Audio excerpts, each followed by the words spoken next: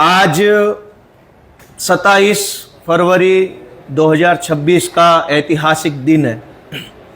पिछले कई सालों से हमारी आम आदमी पार्टी ने और हमारी पार्टी के राष्ट्रीय कन्वीनर अरविंद केजरीवाल जी और मनीष सिसोदिया जी ने कई सारे अत्याचार झेले, कई सारे बेबुनियाद आरोपों को झेला। लंबे समय तक मनीष सिसोदिया जी और सत्येंद्र जैन जी जेल में उनको रहना पड़ा।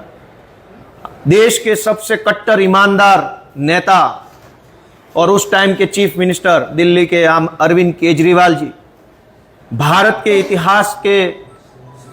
इतिहास में पहली बार ऐसा हुआ कि सिटिंग चीफ मिनिस्टर को जेल में जाना पड़ा। और ये सारा इसलिए हुआ कि मनीष सिसोदिया जी ने दिल्ली में शानदार सरकारी स्कूलें बनाई और शिक्षा मॉडल के माध्यम से पूरे देश को जागरूक किया कि अगर एक शिक्षा मंत्री, एक आम आदमी पार्टी अगर ये मन में ठान लेती है तो पूरे राज्य के सरकार की काया पलट हो सकती है। मनीष सिसोदिया के शिक्षा मॉडल से प्रभावित होकर के, सत्येंद्र जैन के स्वास्थ्य मॉडल से प्रभावित होकर के गुजरात की जनता ने 2022 में आम आदमी पार्टी को 42 लाख से ज्यादा वोट दिए। और उस बात से बीजेपी भड़क गई कि शिक्षा के नाम पे, स्वास्थ्य के नाम पे, कट्टर ईमानदार राजनीति के नाम पे ये अरविंद केजरीवाल और उनकी पार्टी गुजरात में वोट कैसे ले पाई। और तब से नरेंद्र मोदी, अमित शाह और बीजेपी के लोगों ने यह तय किया कि इनकी छवि को खराब करेंगे, इनकी कट्टर ईमानदार छवि जो है उनके ऊपर कीचड़ उछालेंगे।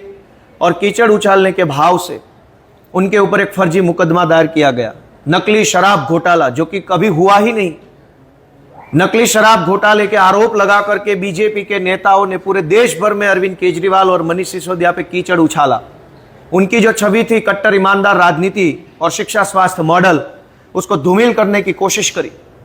लेकिन मुझे आज बहुत गर्व है कि हमारे नेता अरविंद केजरीवाल जी, मनीष सिसोदिया जी, सत्येंद्र जैन जी संघर्ष के मैदान से पीछे नहीं हटे।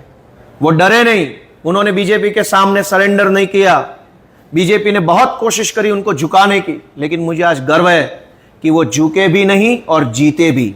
आज दिल्ली के माननीय न्यायाधीश ने उनको बाइज्जत बरी किया, उनको निर्दोष करार दिया है कि ऐसा कोई स्कैम हुआ ही नहीं, ऐसा कोई शराब घोटाला पूरे देश में, दिल्ली में कहीं हुआ ही नहीं।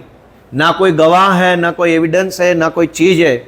अब जब न्यायालय ने ये बात कह दी है तो मुझे इतनी सी उम्मीद है कि भाजपाई लोग आज हाथ जोड़ के माफी मांगेंगे अरविंद केजरीवाल की, कि कैसे कैसे ईमानदार लोगों पे कैसे कैसे झूठे आरोप लगा करके देश की राजनीति अच्छी बनाने आए एक नेता को उन्होंने परेशान किया। कैसे मनीष सिसोदिया को परेशान किया। आज बीजेपी के लोगों को हाथ जोड़ के माफी मांगनी चाहिए पूरे देश के सामने, क्योंकि अरविंद केजरीवाल देश के लिए काम कर रहे थे। दिल्ली का शिक्षा मॉडल अरविंद केजरीवाल का खुद का नहीं था, वो देश की जनता का शिक्षा मॉडल था, वो देश की जनता का स्वास्थ्य मॉडल था, जिसके दम पे वो पंजाब में सरकार बनाई, गुजरात में 42 लाख वोट लेके आए। आज जब दिल्ली के माननीय न्यायाधीश महोदय ने अरविंद केजरीवाल जी को निर्दोष किया है, बरी किया है, मैं उनको बहुत बहुत शुभकामनाएं देता हूँ। और मुझे आज बहुत खुशी हो रही है कि मेरा नेता कट्टर ईमानदार, जो बोल रहे थे वही कट्टर ईमानदार है। अरविंद केजरीवाल जी सीना चौड़ा करके बार बार कह रहे थे कि देश में अगर अरविंद केजरीवाल ईमानदार नहीं है तो फिर कोई ईमानदार नहीं है। आज फिर से वो बात साबित हो चुकी है कि अरविंद केजरीवाल, उनके आम आदमी पार्टी और उनका एक एक सैनिक देश के सबसे कट्टर ईमानदार राजनीतिक लोग हैं। मैं अरविंद केजरीवाल जी को, मनीष सिसोदिया जी को, हमारी पूरी पार्टी के सभी कार्यकर्ताओं को बहुत बहुत बधाई देता हूं और भाजपाइयों से रिक्वेस्ट करता हूं कि हाथ जोड़ के माफी मांग लीजिए अगर आपके अंदर थोड़ी सी भी शर्म बची है।